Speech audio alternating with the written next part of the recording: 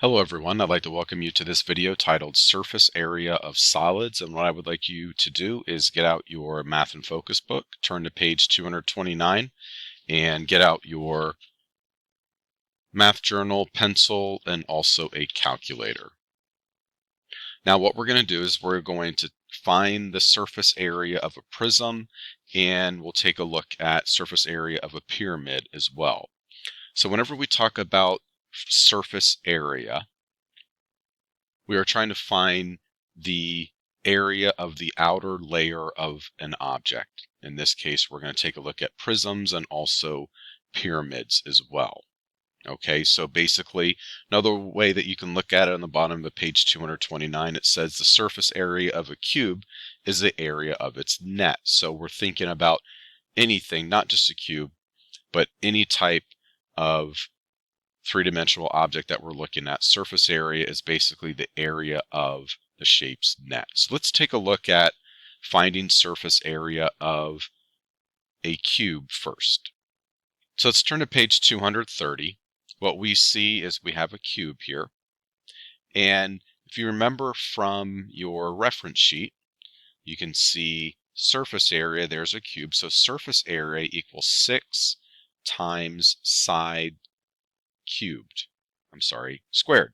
So surface area equals 6 times side squared. So let's take a look at what that looks like. So I want you to work this out with me in your book. So we're going to have surface area. First of all, we're going to write out the formula. Surface area equals, so 6 times side squared here. Okay, and the reason why we're multiplying by 6 is we see a cube has 6 faces, so 6 sides to it. You can even see that within the net. Why is it side squared? Because each face of a cube is a square. So let's look at this shape here.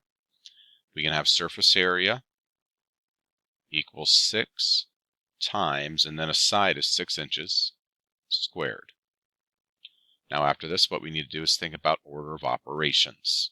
So 6 squared is going to give us 36, and we're going to multiply that by 6. Now that gives us the area of 1 square, 36. Now we're going to multiply it by 6 because there are 6 squares with our cube.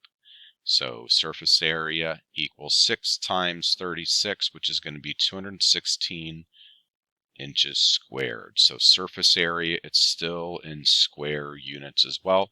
So we don't need to write everything out like that. We can just follow this formula, 6 times side squared for the surface area. Now we're going to jump over to page 232, and we're going to take a look at the surface area of the rectangular prism on page 232. Now you can see on the formula sheet, I'll show you here, that surface area of a rectangular prism is 2 times length times width plus 2 times length times height plus 2 times width times height. So let's take a look at what that looks like. So what I want you to do on the right-hand side of the page, so surface area, we'll write that in here. So surface area equals 2 times length times width plus 2 times length times height plus 2 times width times height. So write that in. Now what you can see with this shape here, with this rectangular prism, we have 3 different measurements. Now do not get too caught up in the fact that you don't know what the length or the width or the height is or anything like that. What you need to understand is that you need to multiply a combination of all these together. Now think about a rectangular prism. Why is there 2 times everything? Is because there's a front and a back. There's a right and a left. There's a top and the bottom. So when you find the area of the bottom, you just multiply it by 2, and that gives you the total area of the top and bottom. If you find the area to the right, you find on the right side of the shape, multiply by 2, and you also find the area of the left side of the shape as well. So that's why we're multiplying everything by 2. So we have our formula written out. Now we're going to plug our numbers in. So we have 2 times 7 times 5 plus 2 times, we're going to do length and height. So we see 7 times 10. 7 times 10 there. Let me fix that. So 7 times 10 plus 2 times width and height. So we can see 5 and 10. Now what you can see is that I multiplied a combination of my 10, my 5, and my 7. So 7 and 5, 7 and 10, and 5 and 10. Now after you have this written out, we can work 2 times 5 times 7. It's going to give us 70. 2 times 7 times 10 is going to give us 140. 2 times 5 times 10 is going to give us 100. So now we have the area of the top and bottom, left and right, and front and back. Now that we've done this, we're going to add everything together. 70 and 140 is 210. 210 plus 100 is 310 square inches. So the surface area of this rectangular prism is 310 square inches. So write that in at the bottom, right above where it says number 2 there, and somewhat down towards the bottom, 310 inches, the surface area of that rectangular prism. Okay, now let's go over to page 234, and we're going to find the surface area of the pyramid. So you can see surface area of the pyramid. What you want to do is you want to think about, once again, surface area is the area of the net of the shape. So we can see the net of this pyramid here, this triangular pyramid. And what we're going to do first of all is we're going to find the area of this triangle.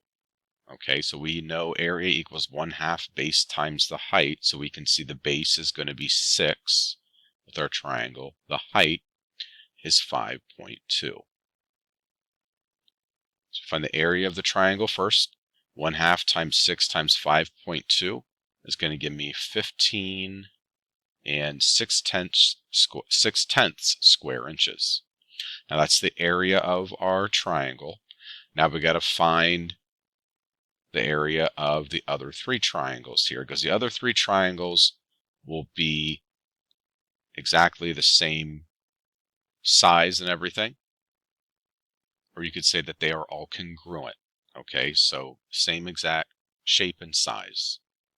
So now what we're going to do, we're going to multiply 3 times 1/2 times the base. What's the base going to be? It's going to be 6. So we'll write 6 in there. The height is going to be 10. Now what we're going to do is take 1/2 times 6 times 10. It's going to give us 30. And we're going to multiply that by 3. Why are we multiplying it by 3? Because there's 3 triangles there, and that's going to give us 90 square inches. So now what we got to do, we got to take our area of the triangular base, and then the area of the other 3 triangles, and add those together. 15.6 plus 90. That's going to give us 105 and 6/10 square inches for the surface area of that pyramid. So this concludes the video on surface area